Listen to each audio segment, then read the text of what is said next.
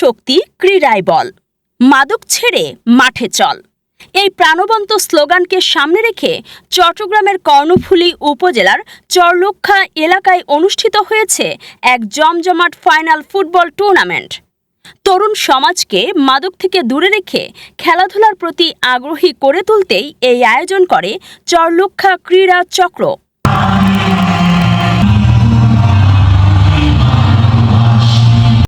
গত 24শে এপ্রিল শুক্রবার বিকেলে হাজী আহমদ হোসেন ডিলালের বাড়ি সংলগ্ন মাঠে অনুষ্ঠিত হয় এই প্রতিযোগিতার ফাইনাল খেলা।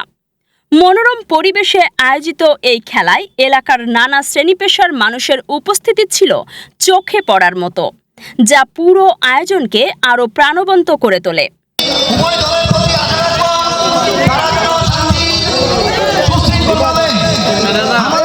অনুষ্ঠানে সঞ্চালনার দায়িত্ব পালন করেন আলী আহমদ এবং সভাপতিত্ব করেন মাহমুদুল হক সুমন মেম্বার।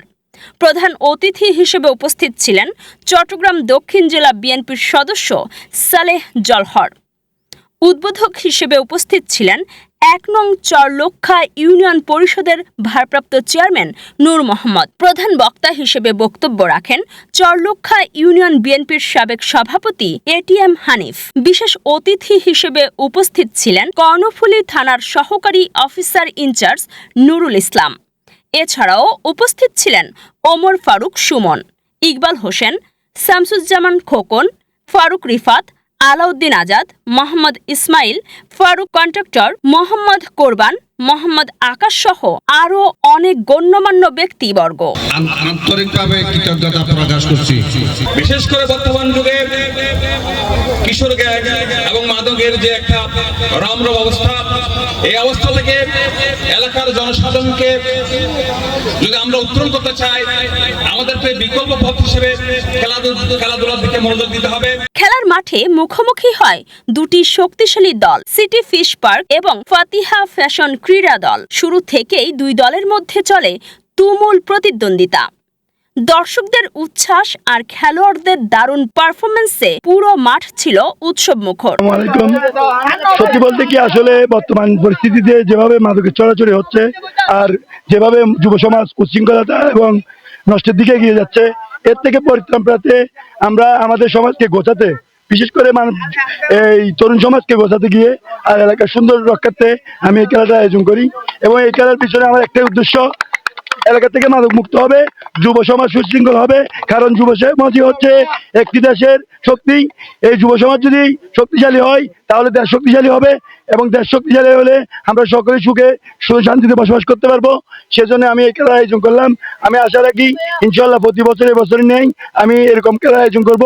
মূলত একটু আগে সোহেল ভাই যেটা বলে গেছে, এই খেলা আয়োজনের উদ্দেশ্য ছিল আমাদেরকে এলাকার যে ইয়াং জেনারেশন আছে তারা মাদক থেকে মুক্ত এবং মোবাইল আসক্তির যে গেমগুলো আছে, বিভিন্ন প্ল্যাটফর্ম আছে, এগুলো থেকে মুক্ত হয়ে যাতে খেলাধুলায় নিজেরা শরিক হয়ে নিজেদের শারীরিক এবং চারিত্রিক ভাবে এরা গঠন হতে পারে, যার কারণে এলাকা মাদক মুক্ত হবে, দেশ মাদক মুক্ত হবে, এলাকা মাদক মুক্ত হবে, দেশ মাদক মুক্ত হবে এবং দেশের শান্তি শৃঙ্খলা আইন শৃঙ্খলা বজায় থাকবে।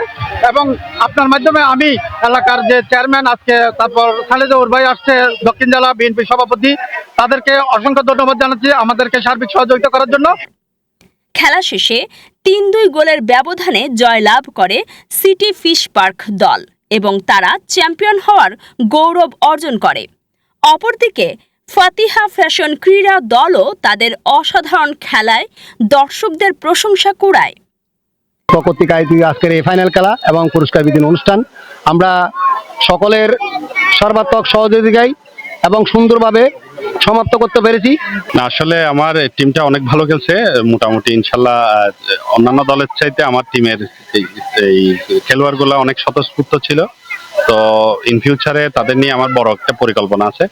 তো আশা করি ভবিষ্যতে এরকম একটা টিম হলে আমার এই দল নিয়ে আমি সবসময় খেলবো। বক্তারা তাদের বক্তব্যে বলেন, যুব সমাজকে মাদক থেকে দূরে রাখতে খেলাধুলার বিকল্প নেই।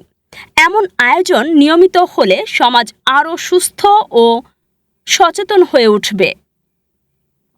সব মিলিয়ে এই ফুটবল টুর্নামেন্ট শুধু একটি খেলা নয়, এটি ছিল সামাজিক সচেতনতা, সম্প্রীতি ও তরুণদের সঠিক পথে এগিয়ে নেওয়ার এক অনন্য উদ্যোগ।